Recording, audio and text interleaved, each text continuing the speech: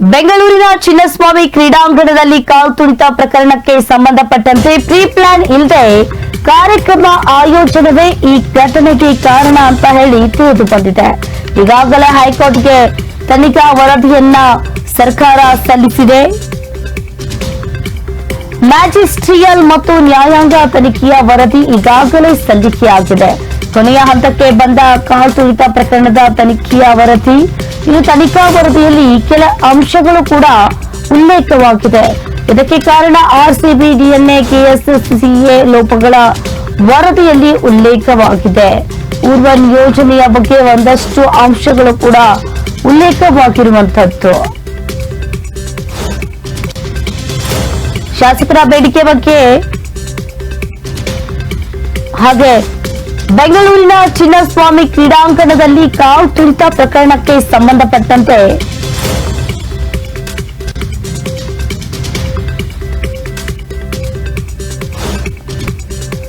ಕ್ರೀಡಾಂಗಣದಲ್ಲಿ ಕಾಲ್ ತುಳಿತವಾಗಿತ್ತು. Pre plan ಇಲ್ಲದೆ ಕಾರ್ಯಕ್ರಮವನ್ನ ಆಯೋಜನೆಯನ್ನ ಮಾಡಿದ್ರು. ಈ ಆಯೋಜನವೇ ಇಲ್ಲಿ ಘಟನೆಗೆ ಕಾರಣ ಅಂತ ಹೇಳಿ ತಿಳಿದು ಬಂದಿದೆ.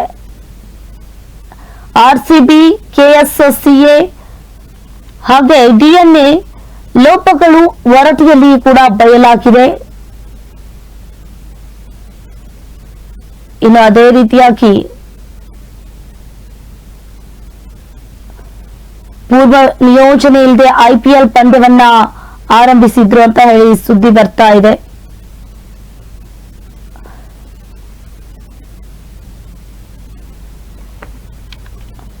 ಪೂರ್ವ ನಿಯೋಜನೆಯ ಬಗ್ಗೆ ಒಂದಷ್ಟು ಅಂಶಗಳು ಕೂಡ ಈಗ ಉಲ್ಲೇಖವಾಗಿದೆ. ಈಗಾಗಲೇ ಕಾಲ್ ತುಳಿತದಿಂದ 11 ಜನರು ಕೂಡ ಸಾವನ್ನಪ್ಪಿದ್ರು. ಪ್ರೀ ಪ್ಲಾನ್ ಇಲ್ಲದೆ ಈ ಕಾರ್ಯಕ್ರಮವನ್ನ ಆರ್ಸಿಬಿ, ಡಿಎನ್ಎ, ಕೆಎಸ್ಸಿಎ ಆಯೋಜನೆಯನ್ನ ಮಾಡಿತ್ತು. ಆಯೋಜನೆ ಮಾಡಿದಂತಹ ಸಂದರ್ಭದಲ್ಲಿ 11 ಜನ ಸಾವನ್ನಪ್ಪಿದ್ರು. ಈಗಾಗಲೇ ಕೊನೆಯ ಹಂತದ ತನಿಖಾ ವರದಿ ಬಯಲಾಗಿದೆ. ಈ ವರದಿಯಲ್ಲಿಯೂ ಕೂಡ ಈಗಾಗಲೇ ಉಲ್ಲೇಖವಾಗಿದೆ. ಬೇಜವಾಬ್ದಾರಿತನದಿಂದ ಈ ರೀತಿ ಆಗಿರುವುದು ಅಂತ ಹೇಳಿ ಕಂಡು ಬರ್ತಾ ಇದೆ. ಬೆಂಗಳೂರು ತಂಡ ಹೈದರಾಬಾದ್ ವಿರುದ್ಧ ಹೀನಾಯ ಸೋಲನ್ನ ಅನುಭವಿಸಿದ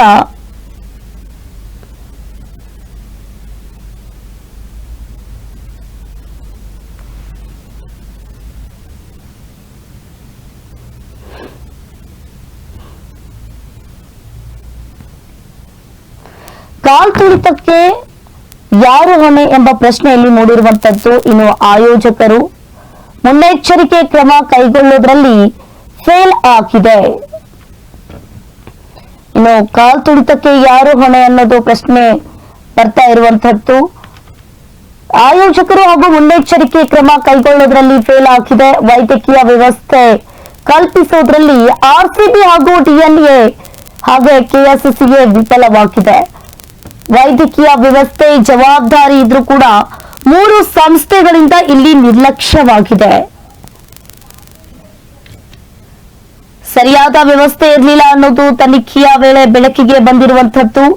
ಆತುರದಲ್ಲಿ ಕಾರ್ಯಕ್ರಮಕ್ಕೆ ಅನುಮತಿ ಕೇಳಿರೋ ಹಿನ್ನೆಲೆಯಲ್ಲಿ ಬಂದೋಬಸ್ತ್ ಮಾಡಿಕೊಳ್ಳುವಲ್ಲಿ ಪೊಲೀಸ್ ಇಲಾಖೆ ಫೇಲ್ ಆಗಿದೆ. ಪ್ಲಾನಿಂಗ್ಸ್ಗಳಲ್ಲೂ ಕೂಡ ಫೇಲ್ ಅನ್ನೋದು ಒಪ್ಪಿಕೊಂಡ ಸರ್ಕಾರ ದೊಡ್ಡ ಸಂಖ್ಯೆಯಲ್ಲಿ ಜನ ಬರ್ತಾರೆ ಅನ್ನೋ ಅಂದಾಜನ್ನು ಕೂಡ ಮಾಡಿರ್ಲಿಲ್ವಂತೆ. ಇದು ಆರ್ಸಿಬಿ ತಂಡದ್ದು ಅಂತಿಂತ ಗೆಲುವಲ್ಲ, ಅದು ಐಪಿಎಲ್ ಇತಿಹಾಸದಲ್ಲಿಯೇ ಮೊದಲ ಗೆಲುವು ಅಂತಾನೆ ಹೇಳ್ಬೋದು. ಆ ಮೊದಲ ಗೆಲುವಿನ ಸಂಭ್ರಮಾಚರಣೆಯಲ್ಲಿ ದೊಡ್ಡ ಸಂಖ್ಯೆಯಲ್ಲಿ ಜನ ಬರ್ತಾರೆ ಅನ್ನೋ ಅಂದಾಜು ಕೂಡ ಸರ್ಕಾರ ಮಾಡಿರ್ಲಿಲ್ಲ. ಇನ್ನು ಪೊಲೀಸ್ ಇಲಾಖೆ ಇದರಲ್ಲಿ ಫೇಲ್ ಆಗಿರುವಂತದ್ದು. ಪ್ಲಾನಿಂಗ್ಸ್ಗಳಲ್ಲೂ ಕೂಡ ಫೇಲ್ ಅನ್ನೋದು ಈಗಾಗಲೇ ಸರ್ಕಾರ ಕೂಡ ಒಪ್ಪಿಕೊಂಡಿದೆ. ಇನ್ನು ಕೆಎಸ್ಸಿಎ ಇದರಲ್ಲಿ ವಿಫಲವಾಗಿರುವಂತದ್ದು. ಆಯೋಜಕರು ಮುನ್ನೆಚ್ಚರಿಕೆ ಕ್ರಮ ಕೈಗೊಳ್ಳೋದ್ರಲ್ಲಿ ಬಹಳಷ್ಟು ಫೇಲ್ ಆಗಿದ್ದಾರೆ. ಇನ್ನು ವೈದ್ಯಕೀಯ ವ್ಯವಸ್ಥೆಯನ್ನ ಕಲ್ಪಿಸುವುದರಲ್ಲಿ ಆರ್ಸಿಬಿ ಹಾಗೂ ಡಿಎನ್ಎ, ಕೆಎಸ್ಸಿಎ ವಿಫಲವಾಗಿದೆ. ವೈದ್ಯಕೀಯ ವ್ಯವಸ್ಥೆ ಜವಾಬ್ದಾರಿ ಇದ್ರೂ ಕೂಡ 3 ಸಂಸ್ಥೆಗಳಿಂದ ಇಲ್ಲಿ ನಿರ್ಲಕ್ಷ್ಯ ಏರ್ಪಟ್ಟಿದೆ. ಸರಿಯಾದ ವ್ಯವಸ್ಥೆ ಇರಲಿಲ್ಲ ಅನ್ನೋದು ಕೂಡ ಈಗಾಗಲೇ ತನಿಖೆಯಲ್ಲಿ ಬೆಳಕಿಗೆ ಬಂದಿದೆ. ಆತುರದಲ್ಲಿ ಈ ಕಾರ್ಯಕ್ರಮವನ್ನ ಸರ್ಕಾರ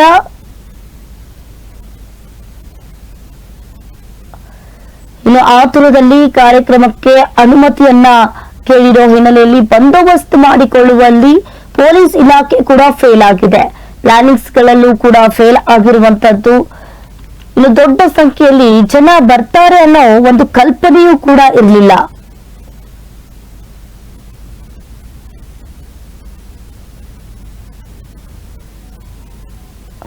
ಇನ್ನು ಅದೇ ರೀತಿಯಾಗಿ ದೊಡ್ಡ ಸಂಖ್ಯೆಯಲ್ಲಿ ದೊಡ್ಡ ಪ್ರಮಾಣದಲ್ಲಿ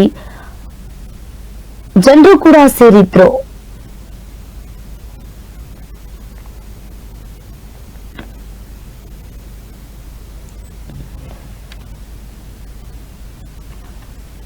ಕಾಲ್ತುಳಿತಕ್ಕೆ ಫೈನಲ್ ರಿಪೋರ್ಟ್ ಬಂದಿರುವಂತದ್ದು. ಆಯೋಜಕರು ಮುನ್ನೆಚ್ಚರಿಕೆ ಕ್ರಮ ಕೈಗೊಳ್ಳೋದ್ರಲ್ಲಿ ಕೆಎಸ್ಸಿಎ ಹಾಗೂ ಡಿಎನ್ಎ ಆತುರದಲ್ಲಿ ಕಾರ್ಯಕ್ರಮವನ್ನ ಮಾಡಿದ್ರು. ಇದರಿಂದ 11 ಜನರು ಕೂಡ ಸಾವಿಗೀಡಾಗಿದ್ದಾರೆ.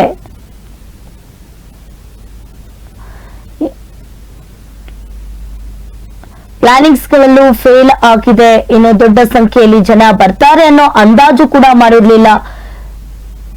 ಆ ನೋವು ಆರ್ಸಿಬಿ ಸಂಭ್ರಮದ ವೇಳೆ ಬೆಂಗಳೂರಿನಲ್ಲಿ 11 ಜನ ಸಾವನ್ನಪ್ಪಿದ್ರು. ಈ ದುರ್ಘಟನೆ ಬೆಂಗಳೂರಿನ ಚಿನ್ನಸ್ವಾಮಿ ಕ್ರೀಡಾಂಗಣದಲ್ಲಿ ನಡೆಯಿತು. ಆರ್ಸಿಬಿ ತಂಡ ಐಪಿಎಲ್ ಟ್ರೋಫಿ ಗೆದ್ದ ನಂತರ ವಿಜಯೋತ್ಸವ ಕಾರ್ಯಕ್ರಮದಲ್ಲಿ ಈ ದುರಂತ ಸಂಭವಿಸಿದೆ. ಈಗಾಗಲೇ ಇದು ತನಿಖಾ ವರದಿಯಲ್ಲಿ ಫೈನಲ್ ರಿಪೋರ್ಟ್ ಕೂಡ ಬಂದಿದೆ. ಅತಿ ಹೆಚ್ಚು ಜನರು ಸೇರಿದ್ರಿಂದ ಕಾಲ್ತುಳಿತ ಉಂಟಾಯಿತು ಅಂತ ಹೇಳಲಾಗ್ತಾ ಇದೆ. ಈ ಘಟನೆಯಲ್ಲಿ 11 ಜನ ಮೃತಪಟ್ಟಿದ್ದು, 50 ಜನರಿಗೆ ಗಂಭೀರವಾಗಿ ಗಾಯ ಕೂಡ ಆಗಿತ್ತು. ಇನ್ನು ಕಪ್ ಗೆದ್ದ ಖುಷಿಯಲ್ಲಿ ಆರ್ಸಿಬಿ ಟೀಮ್ ಒಂದ್ ಕಡೆ ವಿಜಯೋತ್ಸವವನ್ನ ಆಚರಿಸ್ತಾ ಇದ್ರೆ, ಇನ್ನೊಂದ್ ಕಡೆ ಸಾಕಷ್ಟು ಜನರು, ಲಕ್ಷಾಂತರ ಜನರು ಆ ವಿಧಾನಸೌಧದ ಮುಂದೆಗಡೆ ಹಾಗೆ ಚಿನ್ನಸ್ವಾಮಿ ಕ್ರೀಡಾಂಗಣದ ಮುಂದೆಗಡೆ ಸಾಕಷ್ಟು ಜನರು ಕೂಡ ಸೇರಿದ್ರು. ಆರ್ಸಿಬಿ ಟೀಮ್ ನೋಡೋದಕ್ಕೆ ಅಂತಾನೆ ಸಾಕಷ್ಟು ಜನರು ಬೆಂಗಳೂರಿನಲ್ಲಿ ಸೇರಿದ್ರು. ಈ ದುರ್ಘಟನೆಯಲ್ಲಿ 11 ಜನರು ಸಾವನ್ನಪ್ಪಿದ್ರು. ಈಗಾಗಲೇ ಈ ತನಿಖಾ ವರದಿಯಲ್ಲಿ ಕೆಎಸ್ಸಿಎ ಹಾಗೆ ಡಿಎನ್ಎ ಆತುರ ನಿರ್ಧಾರವೇ ಕಾರಣ ಅಂತ ಹೇಳಿನೇ ತಿಳಿದು ಬಂದಿದೆ.